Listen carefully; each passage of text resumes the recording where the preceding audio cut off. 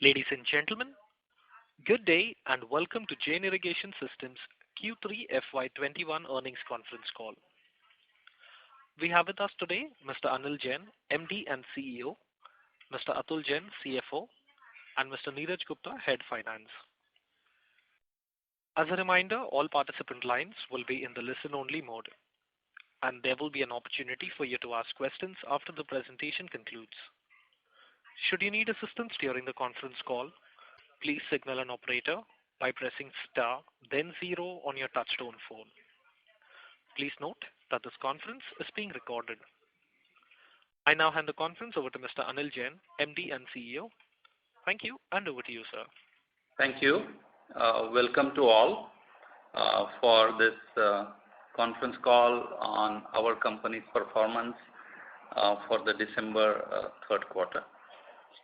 As all of you are aware, this has not been easy time in general for the company due to the issues which we have faced for the liquidity, and additionally, all of us together have been also suffering from the impact, side effects, or disruption caused by pandemic. I hope and believe all of you are well and everybody's family is well. We have tried our utmost best to try and maintain, safety distance, social distancing, all of that to take care of this pandemic and still run our business in India, outside India, around the world with minimum possible disruption one can manage. And while keeping health and safety of our people still as a priority, but also trying to see that we try and go out and meet the customer needs as they continue to be there, because agriculture is a perennial industry and the business continues despite pandemic, etc. So having said that, I'm happy to report that in this particular quarter of December, we as a company has achieved substantial growth in revenue. The growth in India, the standalone operations, which covers drip irrigation, tissue culture, and piping sales, has hit, in fact, domestically almost more than 50%, but overall, including exports, still close to 50% revenue growth for the standalone operation in India. When I look at overseas subsidiaries revenues, they have also grown in this current quarter. They have grown a little bit less because they were already doing stable operations. But combined, I think we have grown more than 10% globally. And we have registered approximately 1,400 and odd crore rupees of revenue as a consolidated company during this quarter. And as far as India standalone is concerned, we have registered 522 crores.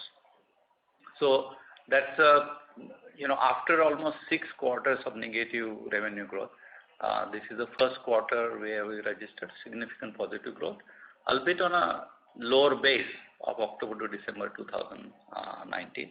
But growth is growth, it's positive, and we want to take it on into our stride and continue to keep moving forward so that overall March quarter we should be doing business even more than the third quarter. So on a sequential basis also, and compared to the earlier year, January to March, in both bases we expect the March quarter will be better than the earlier year.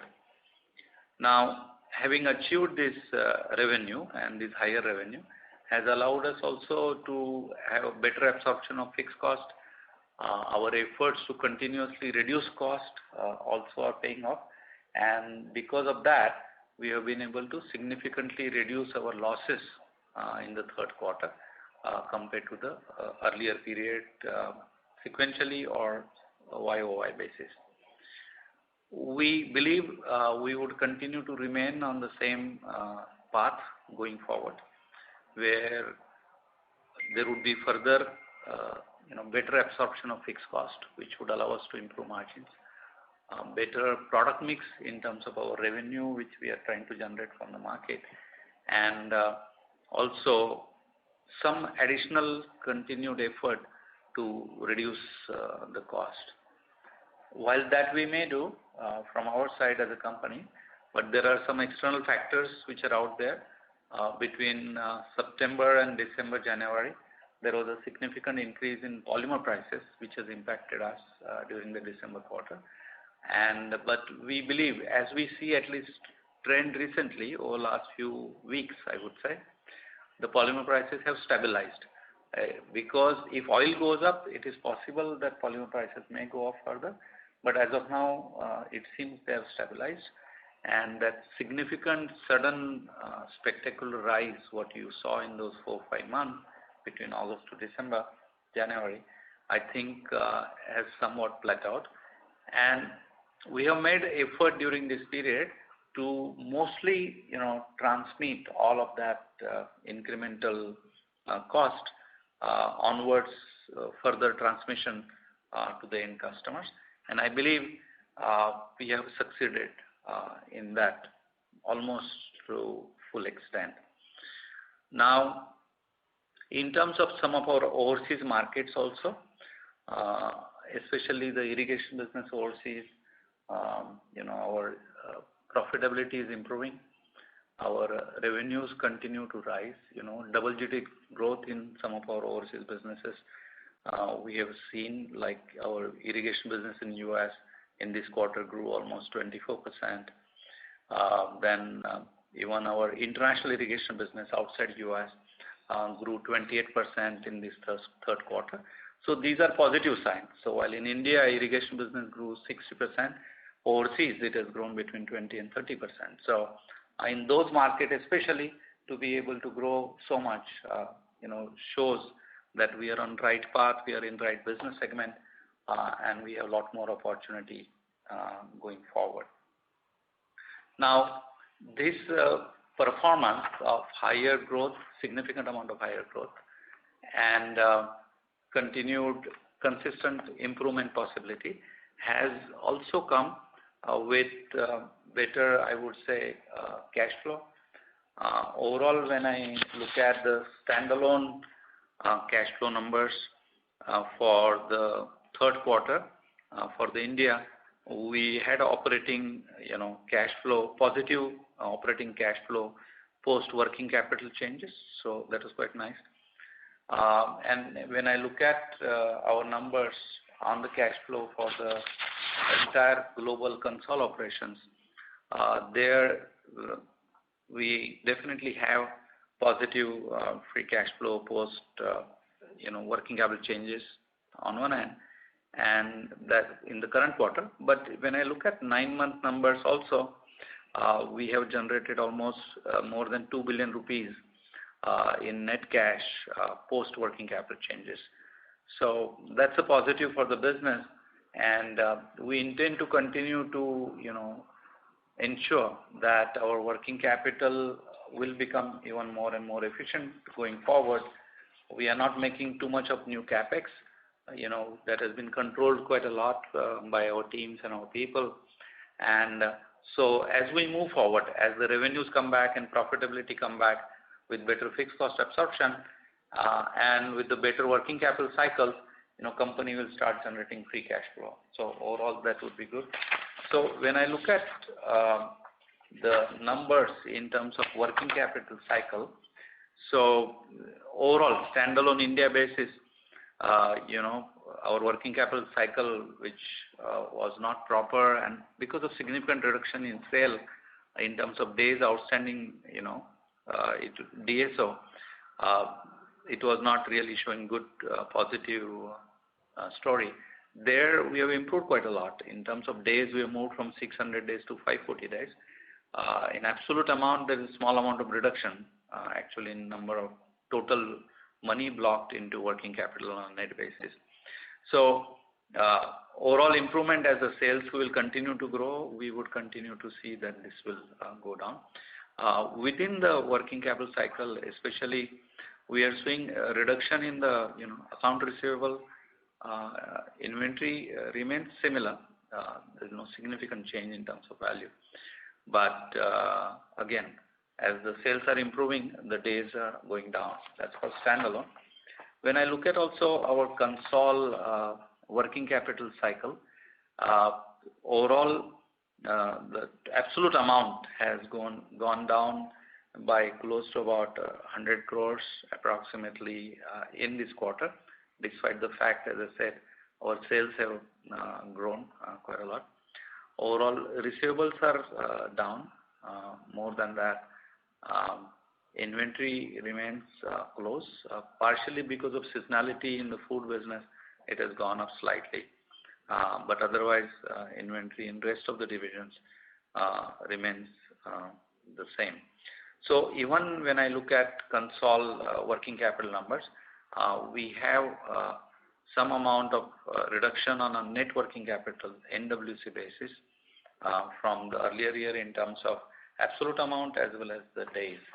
So our mantra continues to be that we must improve and increase the revenue, but we should continue to remain more focused on working capital efficiency, working capital cycle. So that is doing well. In terms of new investments or the capex, as such, company has not done any growth capex during the quarter, but small amount of maintenance capex we have done. So last year, for the first 9 months as the entire company, we had spent close to about 180 crores on plant machinery, fixed assets, and so on. That included growth capex and maintenance capex. Current year, that amount is 1 crore. So this is mostly maintenance capex. That much is required just to ensure the plants keep running, and we continue to improve capacity utilization.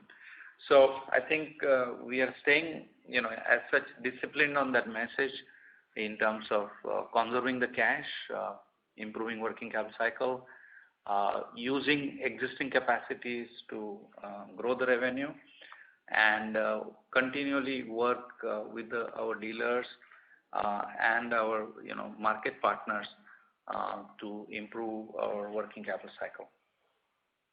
Now, overall debt is almost same as what it was before. There is small amount of changes in the debt due to change in the currency and some translation of the foreign currency debt into rupee debt. But keeping that aside, because it is not material and significant, rest of the debt remains almost at the same level. As the business grows and restructuring gets completed this quarter of March, thereafter we expect that you would start seeing certain and consistent reduction in the debt going forward, while company will continue to improve the revenue and the EBITDA.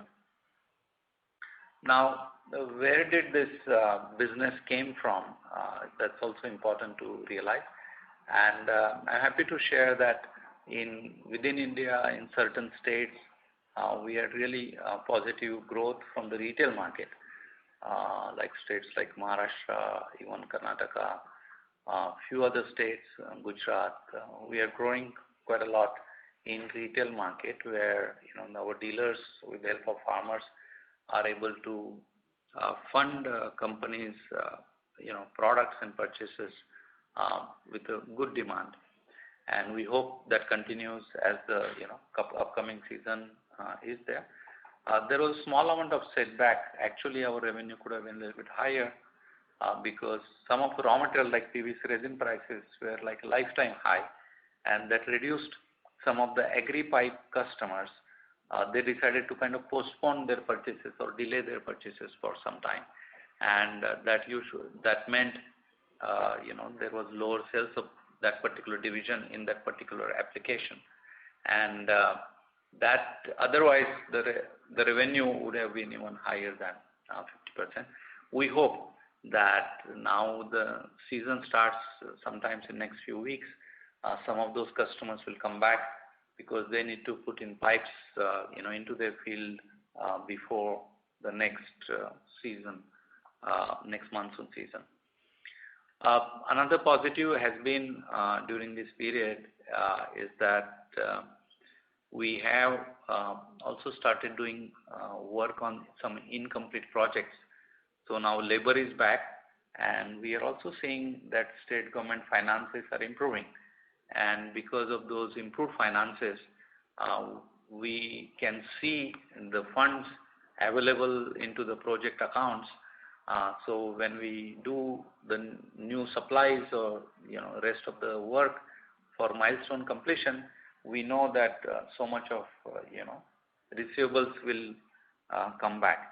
And during this quarter, we saw a net inflow of receivables from the project business in totality.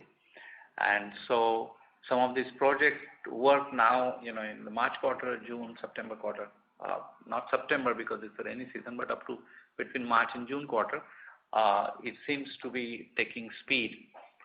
We have still a lot of incomplete projects to get completed, which would happen in the current year, March quarter, next year, 22, FY22 and FY23. So by FY23, we expect to complete all the existing projects which are in hand, and also by then we would have almost recovered all the old legacy receivable as also the new receivables which would be created during this period of time. So that's another positive outlook on that. The work on the projects have started. We have started moving on to milestones, and things are picking up the speed, at least in certain states, in certain projects. So we are being judicious about it. We are prioritizing certain projects in certain states, and we have been working with a lot of project authorities also that they have given us certain extensions onto the projects because of the pandemic, disruption. So all in all, I think that is also becoming smooth, and I think you will see a large amount of implementation coming into the next fiscal year. So retail business is improving, sentiment is better. Projects we have started to smoothen. Overseas business is positive growth into markets which are not a big incremental market, but we have been able to grow quite well in those markets, and our teams will continue to churn to ensure that we continuously increase our business there. So right now, in terms of our overall focus, as you know, has been continuously serve existing customers. On one hand, the dealer base, strengthen the dealer base. So that's an ongoing process to appoint new dealers into retail markets so that we can continue to improve on the cash model part of the business. So that's ongoing. We continue to deliver quite well on that, and there's a lot more work needs to be done, I think, over next 2 to 3 years into this area, because primarily 85% of company sales today comes from about 8 to 9 states. Only 10 or 15% comes from the rest of the states in the country. So our idea is, while we strengthen our network into the existing 8 to 9 major states, which are mostly in western and southern parts in India, as well as MP, Rajasthan, Haryana, etc., but also improve our penetration in some of the larger markets like UP, Bihar, other northern states.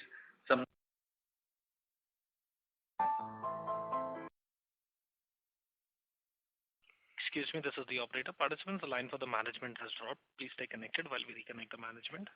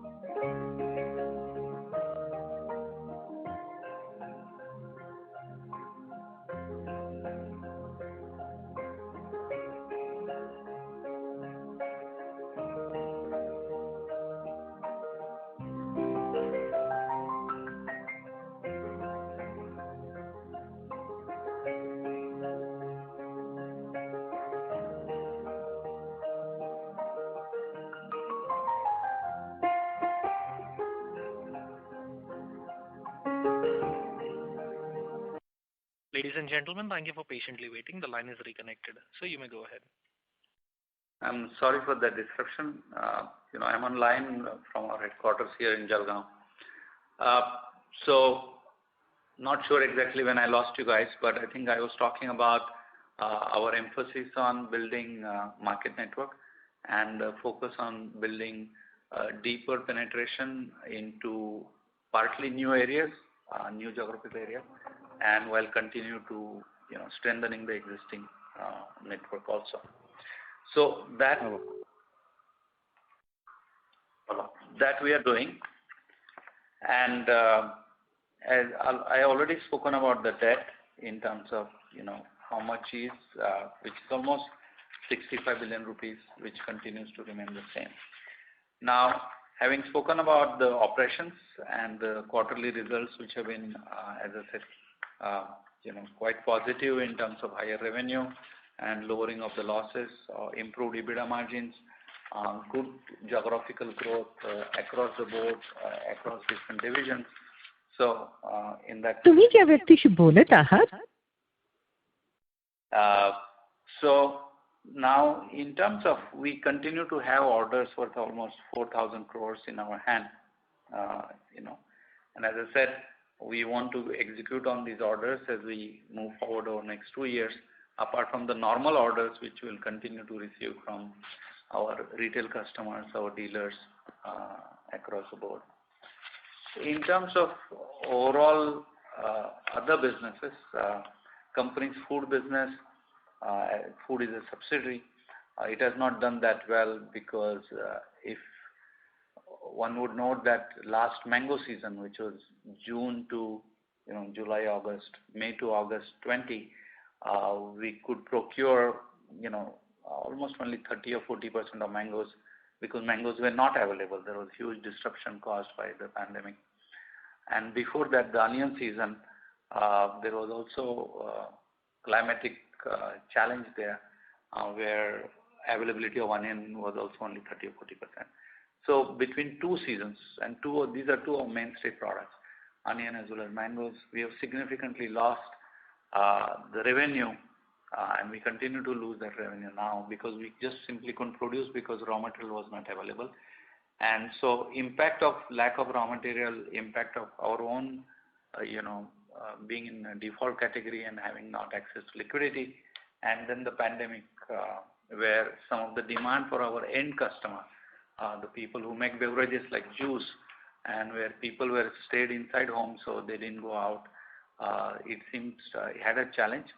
But having said that, which was a negative scenario, I think, just in last couple of weeks, we are seeing now a lot more demand coming from our beverage customers. They are demanding more products. So I think more people are out of their home now, and they are buying these juices, etc. as they travel, as a thirst quencher, as something to have a delight and energy in. And I think it seems now season should go smooth as the summer comes up, and as the season goes smooth, next year orders will come back, and we have been told based on preliminary surveys that it looks like, and some of these things can change, but as of now it looks like that the next year mango season should be good. Ongoing onion season is reasonably okay. It is not as good as normal, but it's better than the last year. So overall, next year food business also should come back to profitability. That's what we believe in, and that's what we are working towards. Now, so this is on the business side. In terms of overall companies, the resolution plan which was being debated amongst the lenders, we have gone through various things, and in the fourth quarter, the quarter which we passed, we have received approval from two rating agencies. It's an approval called RP4, where they kind of bless the underlying resolution plan to say that whether it's viable or not viable. We have received those two approvals to say it is a viable plan, and as we speak, individual banks are now taking the proposal to their individual sanctioning authorities, and so We expect by the end of the current quarter, the whole process should get formally completed, and company should be ready thereafter to start functioning more aggressively, because as a part of this restructuring plan, company would get some additional liquidity infusion through non-fund based facilities. Some of the company's funds which are lying in certain accounts would also be released in operations. And overall, once all the stakeholders know that company has completed restructuring, their overall support, including supplier support, will also start flowing in the company, allowing it to further improve working capital cycle and start improving the revenue. So we have been working hard, and we are hopeful that most likely by this end of this quarter, we should have the whole resolution plan, which has been going on for almost now 6 quarters, to be in place. It has taken its own time, which is a lengthy and a laborious process itself, but the pandemic added even more delays to it. But I think everybody is committed. A lot of people have worked onto the plan. All the lenders are involved, and we are looking forward to get this process completed so that company gets into a quote unquote normal mode and start functioning. Even though during this difficult time we have tried to function as normally as we can, only using the finances available from internal accruals or from getting advances from our customers, and that is how we have been able to manage to do 1,400 crore revenue in the current quarter. So a lot of effort, a lot of good teamwork across India, across the world, to stay onto the message, remain focused, and continuously motivate ourselves to do better every quarter, every month compared to the earlier period, and while parallelly still working with all the lenders and other stakeholders to ensure that the overall restructuring and / resolution gets completed with minimum amount of impact. There is, when such an event happens, there is going to be always some impact onto the company, its operations, its medium to long-term future, etc., etc. And we have gone through a lot in last 6 quarters. But I think as things are happening and as things are falling in place, we believe, very soon once this gets done, company will come back quicker than later, and company would become normal faster. And as we have shown in this quarter, there in so many markets, we are already, we have been able to gain back the trust of our customers. That's how our revenues are growing, when our dealers are sending advance to us. And after gaining that trust, now we need to continuously deliver, ensure that we can deliver products to them on time, properly. So that's on the restructuring. And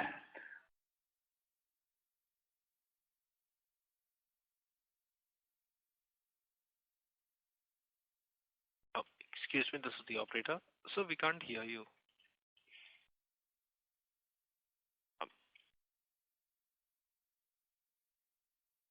March quarter, when we talk about March quarter results, sometimes towards end of May, annual audit results for FY21, I think we would be able to talk a lot more.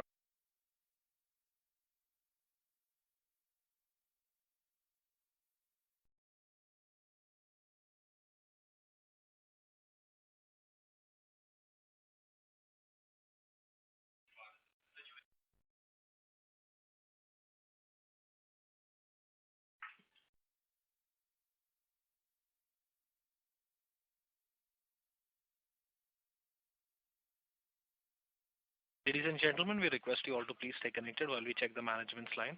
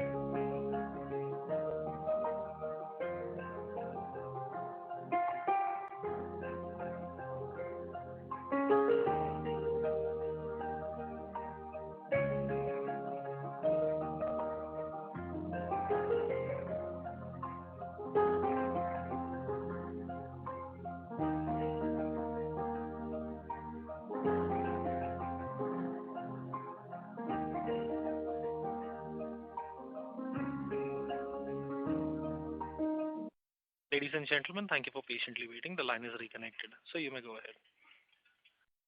Yeah. So I think we were talking about the overall resolution restructuring. I think that is coming through. We are focused on performance. That is coming through. We look forward to a much positive year next year. And meanwhile, we are taking various actions. And I think we can talk a little bit more details about those actions and its implications as, when we talk about end of the year numbers as well as the future, once the restructuring is done, what the medium to long-term future for the company, which overall I believe is quite positive in terms of direction. We see definitely good demand for all our products. We have very good production capacities. We have good global quality assets. And I think it is going to help the company. This has been challenging times, to say the least. I think we have done a lot in it. We have improved wherever we can, and we will continue to improve and restore the value of the company, equity of the company, and continue to serve our customers in India and outside. So I think with that, I can close my opening statement, and we can take a few questions from interested investor market participants. Thank you. Thank you very much, sir. Ladies and gentlemen, we will now begin the question and answer session. Anyone who wishes to ask a question may please press star, then 1 on their touchtone telephone. If you wish to remove yourself from the question queue, you may press star, then 2. Participants are requested to use handsets while asking a question. Anyone who wishes to ask questions, please press star, then 1. The first question is from the line of Aryan Yadav, an investor. Please go ahead. Hello. Yeah. Yes, please. Yeah. Good afternoon, sir. So just one point. So this has been almost 3 quarters that we are actually getting to understand that the debt restructuring would be any time. Maybe most of the times the discussion is that it would be happening any time in a month or 2. But this is almost 9 months now. Can you give us a bit more clarity on where exactly is it stuck and how much time at the max it may take, sir? So, as I said, look that it has taken longer than it was anticipated, mostly due to pandemic as well as the processes. The last normal process involved in restructuring was to get the approval of the rating agencies to the resolution plan, which has come through in the December quarter. And as we speak, the plan is to take this to, board of the banks of the lenders, which is supposed to happen, let's say, end of February, early March. And then the resolution plan, gets signed kind of after that. So based on our discussions with the lenders, everybody is targeting that this should get done by 31st March. And the other point is that have your, say, foreign debt that you have, has that also got restructured or anything that has moved on that part? As of now, our overseas debt, most of the places we are in covenant. In US, we have one of the debts where we are also discussing some kind of debt, but it's, accommodation related to some timings of the payment due to COVID. But at no other place there is this kind of a structured, full-blown restructuring taking place overseas. In overseas, things have been mostly stable. Right. Just one last question, sir. That do you have any movement on the investor that you are looking for some sort of equity infusion or selling of some of the assets that you discussed in the last quarter? That is there any movement on that? No, not at this stage. I think all the movements or discussion would only start after restructuring. Everybody is waiting for restructuring to happen before those discussions can happen. All right. Thank you, sir. Thank you. Thank you. Participants, to ask a question, please press star, then 1. The next question is from the line of Umang Parekh from JHP Securities. Please go ahead. Yeah. Hi. Thank you for the opportunity. Sir, I wanted to know, what is the retail contribution in terms of revenue for both MIS and pipe segment? Can you repeat your question? What is the retail contribution in terms of total revenue for both MIS and pipe segment? Right now, we have focused more on towards the retail segment in terms of selling our products to dealers and everything. Yeah. So I just wanted to know the contribution. Yeah, I think if you look at the piping sales, it's mostly retail only, 90% more. And even if you look at MIS sales, the 60% growth we had, I think 75% of MIS sales are in towards retail only. 75%? Okay. And so just wanted to know that with current we have a gross debt of around 6,892 crores. So post the debt resolution, what will this number look like on a consolidation basis? And also, what will be the finance cost look like post debt resolution? I think that we have to little bit wait for that, because finance costs, I believe, based on the resolution plan, should come down substantially based on what we know on how the resolution plan is planned there. And so whatever we have booked or accrued finance costs would get reversed once that gets done. The debt number would not immediately significantly change, because part of the debt is going to get spread over a longer period of time, etc. But there will be some possibilities or areas where debt reduction also will happen. So I think that number I cannot be very specific, but I think when we close the March quarter and restructuring is done, we can be more clear on that. Okay. So this reversal, what you just talked about, any ballpark number on what kind of reversal it would be, the interest cost reversal? I think, depending on how that goes through finally, but, it would be at least for one fiscal year alone, the reversal could be about closer to 150 crores. There will be additional reversal coming from the last year also, 19. But let the plan get completed, right? Once it's implemented, it will be easier. Okay. Thank you so much. That's all from my side. Thank you. Thank you. Participants, to ask a question, please press star, then 1. The next question is from the line of Ankit Bansal, an investor. Please go ahead. Hello, sir. Hello. Good performance, sir. But my question is, sir, being a number one micro irrigation company, don't you think you should have been in this situation? Sir, number one companies I have seen like Maruti's, HDFC's, they don't deliver like you are delivering. Sir, just want to wake up call from an investor.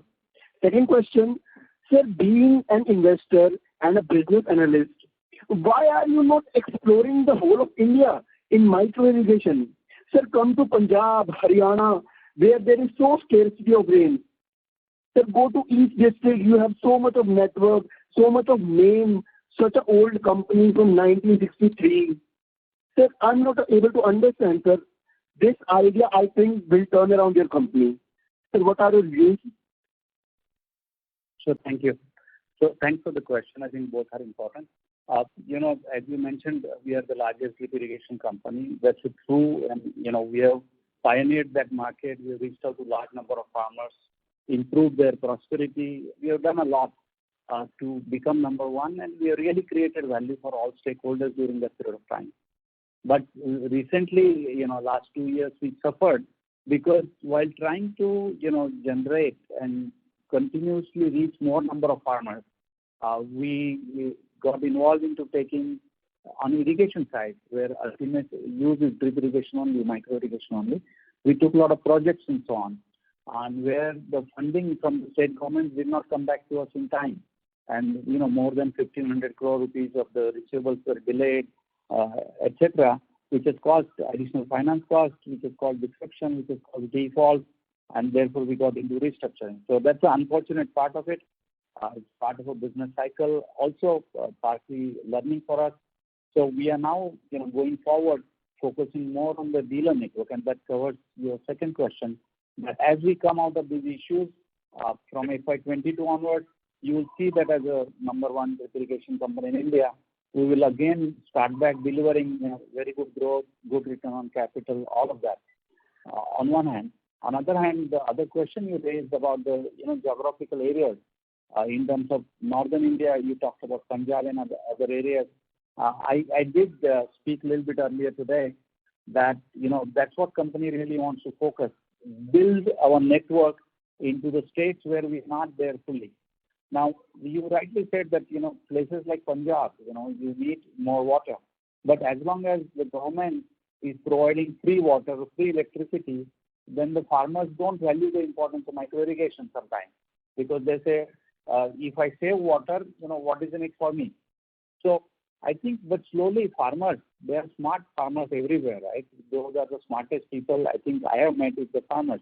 Now, they are now seeing that micro irrigation is not just about saving water. Micro irrigation is about improving productivity, lowering costs, and so on. So I think you would see that next year we would be running more campaigns and increasing our footprint or network across India in different states, so that we sell more and more drip directly to the farmers. So what you say is right, and I think, again, but it won't happen overnight. Some of the behavioral changes, some of the technological interventions take a year or two before they can, everybody finds the necessary need for it. So I think it's in mission mode we need to do, but we have already started on it. We have already strengthened, our business in northern India. Current year on a small base, our business in northern India is actually 50% more than what we did last year, and I think that will continue to be there. So you have a right thought. That's where we are going, that we want to go into areas where we are not there, and they are significantly large areas and good market opportunity pockets. Thank you. One more question. Sir, you are saying this right now, but you are such an old company. Why you shouldn't have been able to think it, say, 20 years ago? Sir, you are such a diversified, such a creative company. Me giving an idea to you, like just giving idea to Reliance like this thing. That's my suggestion to you. No. No, you are right. So it's not that your idea, I'm saying that because of that idea we're going to do this, right? As I already said earlier, we already started working on it. The challenge we had faced in parts of northern and eastern India to promote micro irrigation, drip irrigation, not just us, but the whole industry as such, was that normally in terms of groundwater, availability of water in so many areas is just there at 10 or 20 feet below. But if you look at western and southern India, they have to go 100, 200 feet, sometimes even 500 or 1,000 feet to get the water, access to the water. So in those states where they understand importance and value of the water, and water is less available, the farmers and the government who are supporting farmers were willing to absorb this technology in a much faster way. Also the crops, most of the crops where drip irrigation, micro irrigation can be used are, let's say, fruits, vegetables, horticulture crops. Now also sugarcane, oilseed, pulses, and then ultimately wheat, rice, etc. So, for example, Punjab is mostly wheat and rice. So to apply drip irrigation to wheat and rice, it takes investment, right? It will cost 1 lakh rupees per hectare or X amount of cost.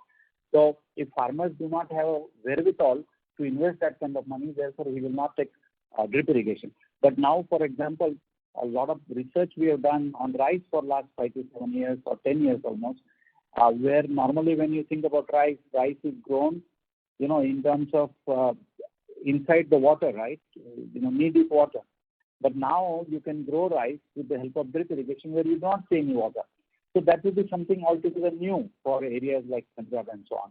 So the application of micro irrigation into these areas is not merely my willingness wanting to do it, but also adaptation by the farmers in terms of their financial model as well as the technological absorption.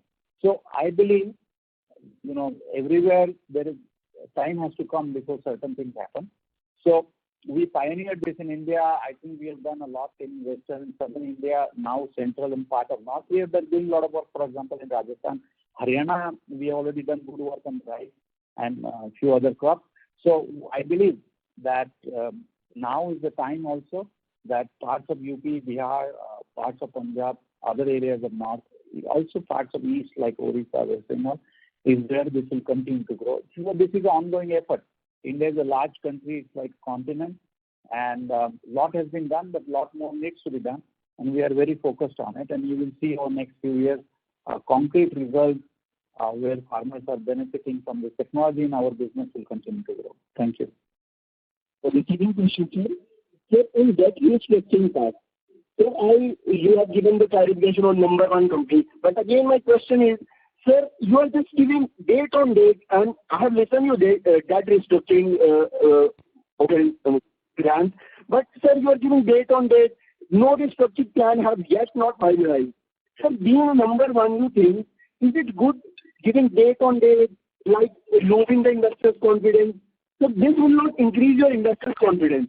So I want to know what you will do, how the investors will say, yes, this is my company, this is Jain Irrigation, and I will invest without seeing a single something or without listening to anybody. Just going on the company's reputation. And what are your comments? Yeah, you have partly a valid point there. So, that the restructuring part is not in control of the company. What's in our hand to complete our effort, which we have done, all their processes, all their audit, all the detailed discussion, preparation of the plan, everything has been done. It has been approved. Now the banks have to go and get their approvals from their board, which is their internal matter. We cannot control that. It is my duty to inform investors every quarter at least in terms of where we stand and what is going to happen further. So as things stand, and if you want, you can, go and talk to State Bank or anybody else also. They will tell you the same thing. That's what they are telling us, that all these banks are saying that we would like to see that this gets done by 31st March. But it is their boards, and these are large banks and their boards. It is not my board where I can say for sure on this date it will happen. We expect that it will happen. Also, another point of view is important is that even if this delay has happened due to pandemic and all other things, the effective date for the restructuring or the resolution plan remains 30th June 2019. So this delay does not impact the overall plan, whatever the financials which were used in the plan, whether the benefits like interest reduction, etc. Those will come despite the delay. But final that it is done, that can only happen after those board meetings happen of the individual lenders. So we, what is in our hand to do our part, we'll continue to do. And, we'll continue to push them. And I hope that next time we meet and discuss, sometimes in May, most likely it would have happened. Thank you. Just last comment. Sir, in the next phone call, I want to see you as a number one company and behave as a number one company. Thank you, sir. Thank you. Thank you. Participants, to ask a question, please press star, then 1. The next question is from the line of Rahul Kapoor from Goldstone Capital. Please go ahead. Good afternoon, Mr. Jain. I wanted to ask you about the executive director's remuneration. I noticed that last year the directors, drew about 30 crores or so by way of remuneration and another 5 crores by way of rent. This is despite the fact that, the company was deep in losses. Though I understand that you have the necessary resolution, but, what is the message to the shareholders? Even in the current year, I noticed that the director is going to draw about 15 crores. If I compare your company with a company like HDFC Bank or Hindustan Lever, even there the CEOs are not drawing this kind of salary. I mean, so my point is, what is the message to the shareholders? Does the company belong to the shareholders, or is it being run for the family? That's my. Yes, sure. I think that's a good question you asked. As you know, this company was established since 1986. You asked a little bit of expansive questions, so I think be patient with me in terms of how. Sure. I would like to also cover the whole area in terms of answering. We as promoters of the business are, one of the largest shareholders of the company, owning about 28-30% of the company. So this company is run for shareholders. It is run for all the stakeholders. As I said, our main stakeholder always has been since existence, the farmers and so on, and company has done a lot for all stakeholders over a period of time. Right now, shareholders are suffering. and I am also a shareholder. But that does not mean we as a management are trying to, take away a lot of salary or whatever else. So let me clarify some of these issues on that count. First of all, we as a promoters, in fact, since almost September 19, have physically not drawn any salary from the company because of the limited cash flows company has and the kind of things company is going through. So that's number one, that we are not drawn salary. Second, if you look at shareholder approval, which we have received for the remuneration package, for the the family people who are involved in the business and so on at various levels, it is based, whatever we do get is based on shareholder approval. Third, if you really look into the fact that overall the packages, and there is a lot of study was done before the shareholder approved those packages and so on, compared to a lot of other similar sized companies and so on. It was medium to lower level.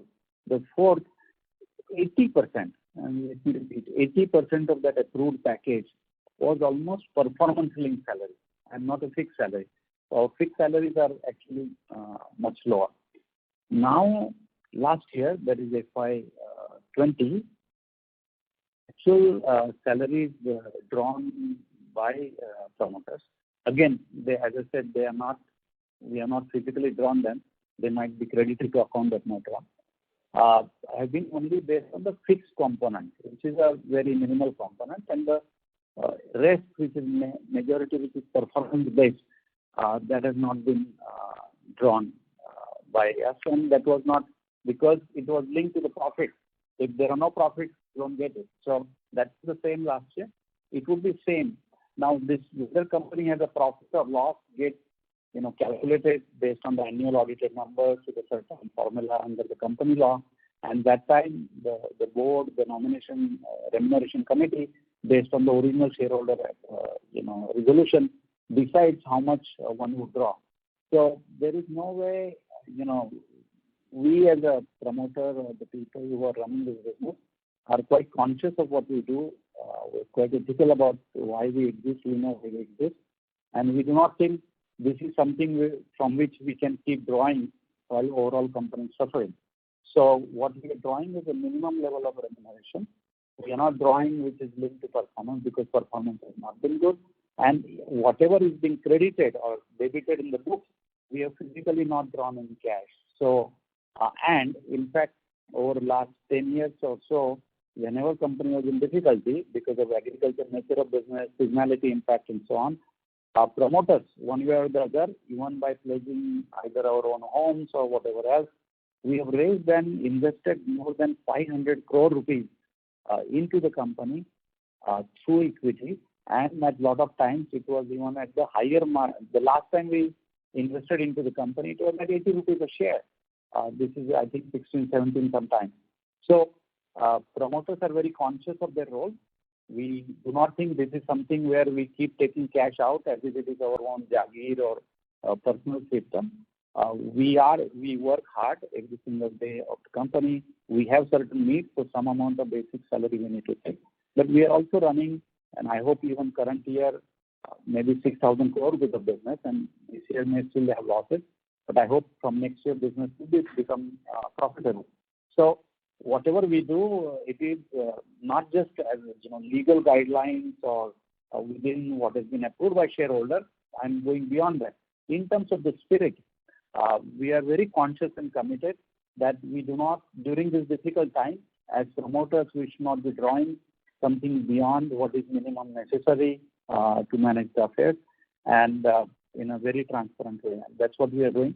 So again, thank you for your question and thank you for giving me the opportunity to clarify. My second question is about,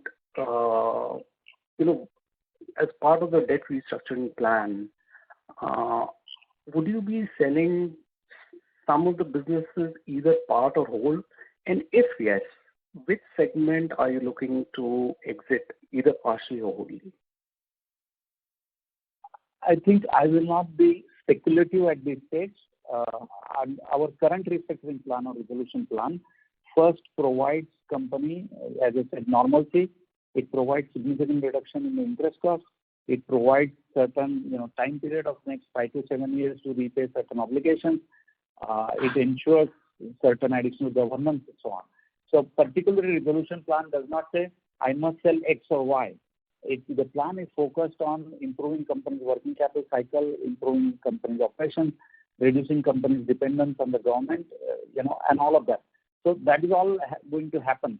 Once this happens and as things become stable, then for value monetization and deleveraging, which businesses we need to sell, whether it is overseas or whether parts of the Indian business, that would be something we'll be doing in consultation with all stakeholders at the time. I would not like to speculate on that. But as of now, the plan is to significantly reduce interest costs, reduce. Hello.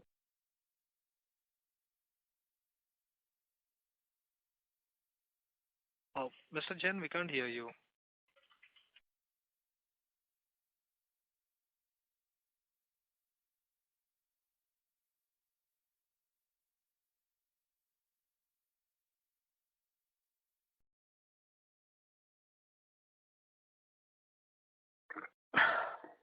Participants were requested to please stay connected while we check the management's line.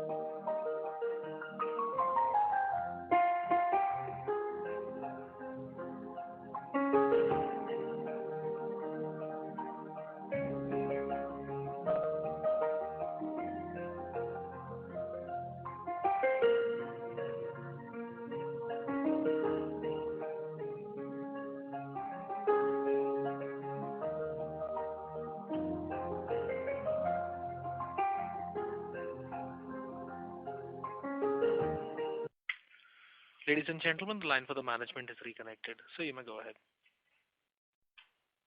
No, I think so. I was done with that question. So I think that's Yeah. the last question. Yeah. So my third and last question is about the overheads of Jain Irrigation, and I was comparing the certain overheads like travel, for instance, or the legal expenses for Jain Irrigation vis-a-vis some of your competitors. And it seems that, your expenditure on these overheads is much, much higher compared to your peers.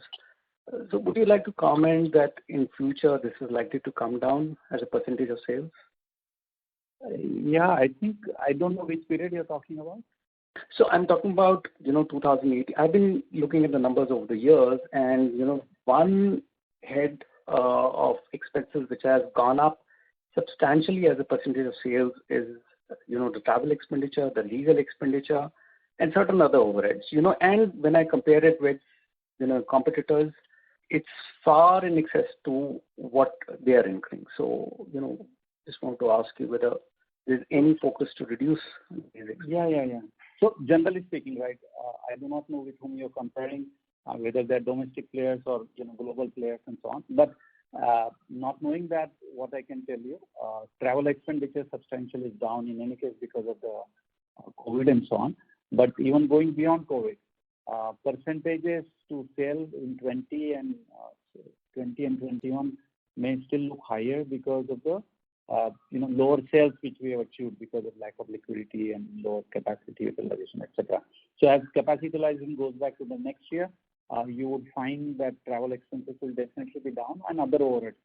In terms of legal expenses, I think they will remain in the current quarter quite high, current year quite high, till the time restructuring is done, because there are lots of these banks and advisors and all kinds of things which are happening in India, around the world, which is somewhat expensive affair during this difficult time. But once that is done, you would find that, in fact, when we look at our overall, admin expense, what we call it, that includes travel, administrative, legal, secretarial, all of those type of expenses. I'm quite sure that when you look at that in 21 or compared to size of the company, size of the revenue, those would be in line with the market or better on 22 numbers for sure.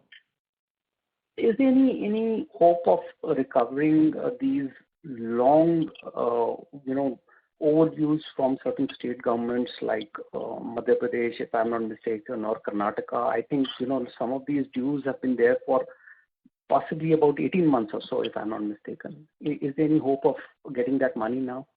Yeah. See, over a very long period of time, in fact, 20 or 30 years as a company, we have dealt with governments or in this business. Money has always come. Money is secured. There is a delay, right? Delay costs money also. That's a different issue. But money has come. Money will come, and it's already started coming, as I explained earlier in the call. We have had some reduction on daily basis into the project receivables, whether it's MP, Karnataka, or other governments. So some places it is still slow, but I think we expect that March will be definitely even incrementally better, and next year substantial amount will come. These monies are good monies. Okay, but that's all from my side, and all the best for the future. Thank you. Thank you. Ladies and gentlemen, that was the last question. I now hand the conference over to Mr. Anil Jain for closing comments. Thank you. I'm sorry for the various disruptions due to the bad network here. But overall, as I said at the start, we have a positive performance. Company's operations are improving. Management and promoters, as well as all the 12,000 people working in the company, are very committed to ensure this happens. All of them are working hard to deliver good results. Some of these things, like restructuring, is dependent on external agencies like banks. We are working closely with them. They are also trying, and we hope that very soon, even that part, despite the delays, the constant delays over the last few quarters, will get done. But as I said, because it is effective June 19, this delay, while it is not good, but I don't think it has impacted the company's, revival in a very meaningful way. It would always be nice if it would have happened in December or September. Thank you very much, sir. Ladies and gentlemen, on behalf of Jain Irrigation Systems, that concludes this conference. We thank you all for joining us, and you may now disconnect your lines.